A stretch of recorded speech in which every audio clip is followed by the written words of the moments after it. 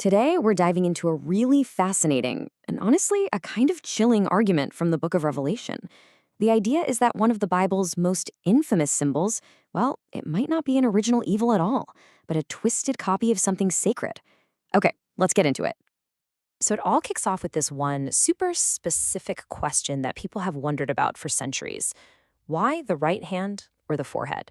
I mean, of all the places on the body, why are these two spots so important to this prophecy? And this, of course, is where it all comes from, the book of Revelation. This passage really sets the stage, right? This mark isn't just some tattoo, it's your ticket to survive in this new economy. It's mandatory.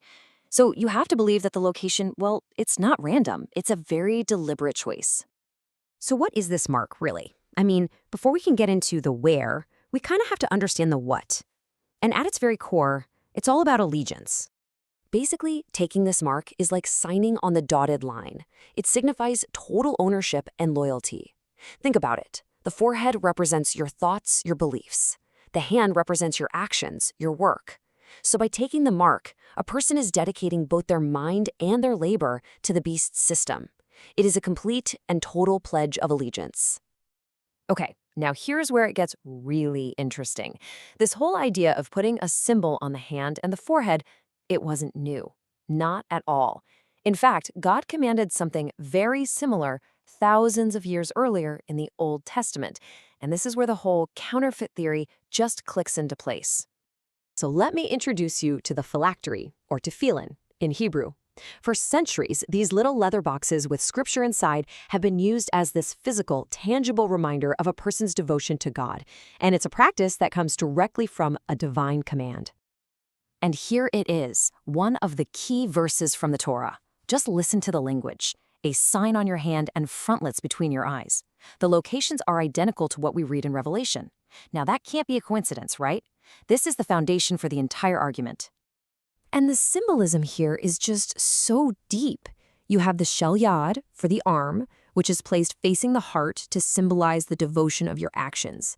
And then the shel rosh for the head, which sits right between the eyes, symbolizing the commitment of your thoughts, your intellect, to God. Actions and thoughts, it covers the whole person.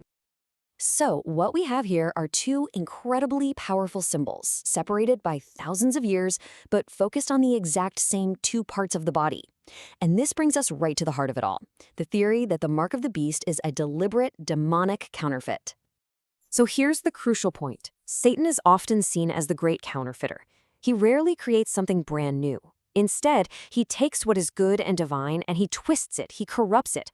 So the theory goes that the mark of the beast is just a demonic parody of God's sacred command for his own people.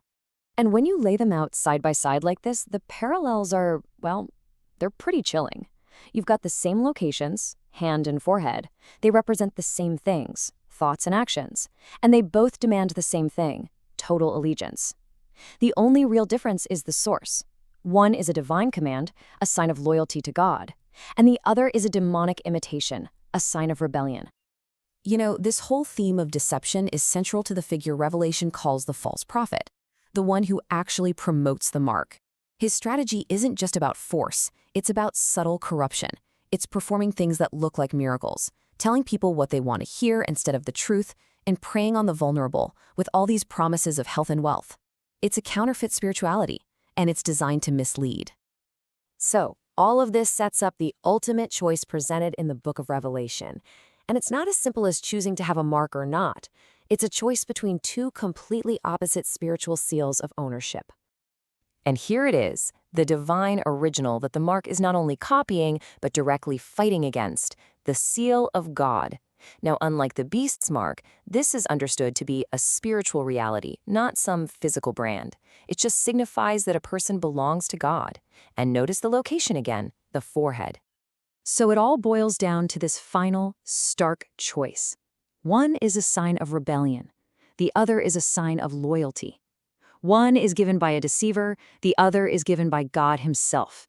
And as you can see, their outcomes could not be more different. One leads straight to judgment, and the other leads to divine protection. And that protection, it's stated very clearly. In Revelation, you have an angel literally holding back destruction until God's people have been sealed. So this seal is like a shield.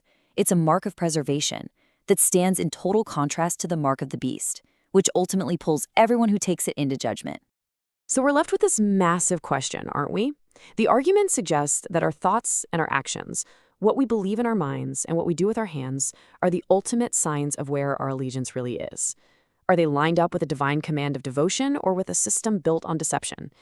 It's a question that echoes all the way from these ancient texts right into our world today.